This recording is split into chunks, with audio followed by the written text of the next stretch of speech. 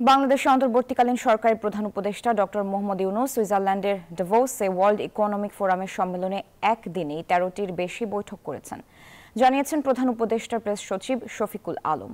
বৃহস্পতিবার ডক্টর ইউনূস এই বৈঠকগুলো করেন। প্রেস সচিব বলেন, প্রধান উপদেষ্টা চট্টগ্রাম বন্দরকে আরও বেশি কর্মক্ষম করতে চান। বলেন, এতে নেপাল, ভুটান এবং উত্তর পূর্ব ভারতীয় অঞ্চলের জন্য এটি বড় বন্দর হয়ে উঠবে। মেটার সঙ্গে বৈঠক নিয়ে প্রেস সচিব বলেন, বাংলাদেশে ফেসবুকের ফ্যাক্ট চেকিং চালু থাকবে।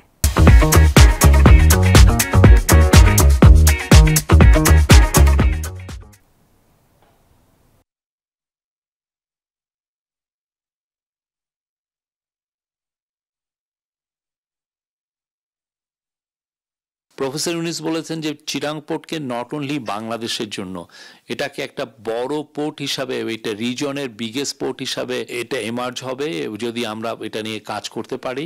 এবং সেই ক্ষেত্রে এটা যেটা করবে যে নেপাল, ভুটান বা এদিকে নর্থ ইস্ট ইন্ডিয়া হোল রিজনের জন্য এটা একটা বড় পোর্ট হিসাবে আবির্ভূত হবে এবং পুরো ম্যাসিভ অ্যামাউন্ট অফ কন্টেনার এটা হ্যান্ডেল করবে।